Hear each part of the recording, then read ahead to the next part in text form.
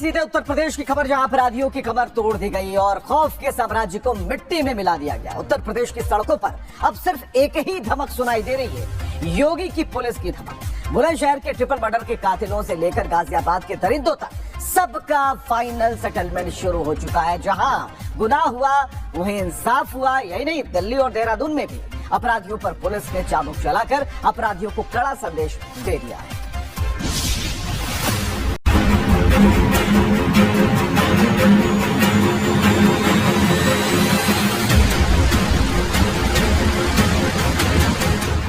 जब कानून का डर खत्म होता है तब खाकी को हाथ में हथियार उठाना पड़ता है। बुलंदशहर में जिन परिवारों के चिराग बुझे थे, आज उन्हें थोड़ी राहत मिली होगी।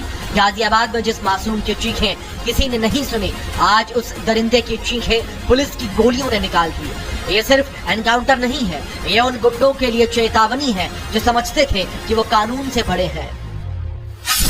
बुलंदशहर टू गाजियाबाद, योगी पुलिस का एक्शन। योगी की पुलिस ने इंसाफ की वो इबारत लिखी है जिसे देखकर आने वाली नस्लें भी अपराध करने से पहले 100 बार सोचेंगे। बुलंदशहर में 3 दोस्तों के हत्या आरोपी बर्थडे बॉय जीतू सैनी को पुलिस ने गुरुवार सुबह 5 बजे एनकाउंटर में मार गिराया। उस पर 50,000 रुपए का इनाम था। मुठभेड़ में जीतू को 3 गोलियां लगी। पुलिस जिला अस्पताल ले गई, जहां इलाज के दौरान उसकी मौत हो गई। इस मुठभेड़ में इंस्पेक्टर मोहम्मद असलम और हेड कांस्टेबल मोहित मलिक भी घायल हुए हैं। दोनों को हायर सेंटर में भर्ती करवाया गया है। पुलिस ने आत्मरक्षा की गई फायरिंग में एक बदमाश गंभीर रूप से घायल हो गया, जिसको वहां से भेजा गया था सीएससी, और सीएससी से रिफर किया गया डिस्ट्रिक्ट हॉस्पिटल। डिस्ट्रिक्ट हॉस्पिटल में डॉक्टरों ने उनको ब्रॉड डेड घोषित कर दिया है। अभी उस घटना में शेष बचे अभियुक्तों की लगातार हमारी तलाश चल रही, गिरफ्तारी का प्रयास चल रहा है, और हम शीघ्र ही इस घटना से संबंधित जितनी भी वैधानिक कार्रवाइयां कंप्लीट करें। दरअसल 25 अप्रैल की रात आरजेएस फिटनेस जिम में बर्थडे बॉय जीतू सैनी ने बीजेपी सभासद के भाई, चचेरे भाई और भतीजे की हत्या कर दी थी। जीतू बसपा का पूर्व नगर अध्यक्ष भी रह चुका था। पुलिस ने अब तक इस मामले में जीतू से पहले मयंक सैनी, रिंकू सैनी और भारत सैनी को एनकाउंटर में गोली मारकर पकड़ा था। गाजियाबाद के साहिबाबाद में पुलिस ने मुठभेड़ के दौरान एक शातिर स्नैचर को घायल अवस्था में गिरफ्तार किया।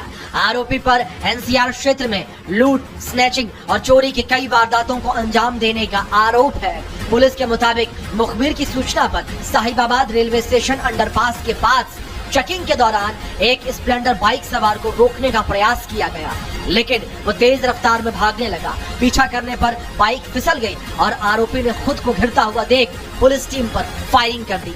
जवाबी कार्रवाई में आरोपी के पैर में गोली लगी, जबकि उसका साथी अंधेरे का फायदा उठाकर फरार हो गया। गिरफ्तार आरोपी की पहचान पवन उर्फ मोनू के रूप में हुई है, जो हर्ष विहार दिल्ली का रहने वाला है। आरोपी के पास से अवैध तमंचा, कारतूस, हिंडन पुल से छीना गया मोबाइल फोन और लिंक रोड से चोरी की गई मोटरसाइकिल बरामद हुई है। वहीं गाजियाबाद में भी एक दूसरे मुठभेड़ में वांछित अपराधी अब्दुल को गिरफ्तार कर लिया गया। हालांकि उसका एक साथी मौके से फरार हो गया। जानकारी के मुताबिक स्वैट टीम, क्राइम ब्रांच और कौशाम्बी पुलिस ने पुलिया रोड पर बिना नंबर प्लेट की स्प्लेंडर सवारों को रोका तो वो फायरिंग करके भागने लगे। जवाबी फायरिंग में अब्दुल के दोनों पैर में गोली लगे, उसे अस्पताल में एडमिट करवाया गया। सत्ता का हंटर जब चलता है तो बड़े बड़े सूरमाओं का गुरूर मिट्टी में मिल जाता है। योगी की अदालत में तारीखें नहीं पड़ती, यहाँ तो सीधा कड़ा प्रहार होता है। बुलंदशहर से गाजियाबाद तक आज अगर अपराधी कांप रहे हैं तो इसके पीछे उस एक शख्स का इकबाल है, जिसने साफ कह दिया था कि अपराधियों को मिट्टी में मिला देंगे।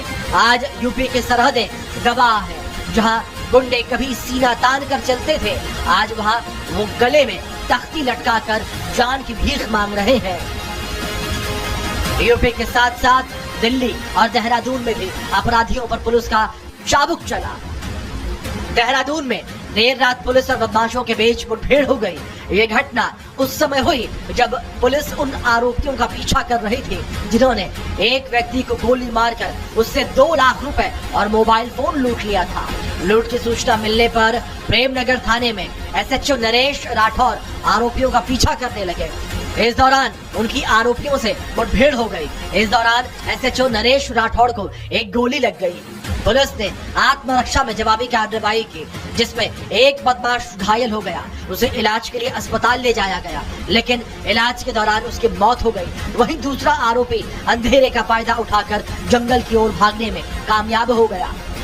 दिल्ली पुलिस ने उत्तर पश्चिम दिल्ली के प्रेमबाड़ी पुल के पास मुठभेड़ के बाद हत्याकांड के वांछित आरोपी सूरज उर्फ काना को गिरफ्तार कर लिया। जानकारी के मुताबिक पुलिस टीम को देखते ही आरोपी ने पुलिस पर फायरिंग शुरू कर दी। जवाबी कार्रवाई में पुलिस की गोली लगने से आरोपी घायल हो गया। पुलिस ने उसे मौके से गिरफ्तार कर अस्पताल में भर्ती करवाया। सूरज उर्फ काना पर एक हत्या का मामला दर्ज है और वो लंबे समय से फरार चल रहा था। पुलिस का एक्शन बता रहा है कि अपराधी चाहे जहां कहीं भी छिपा हो, उसका अंत तय है।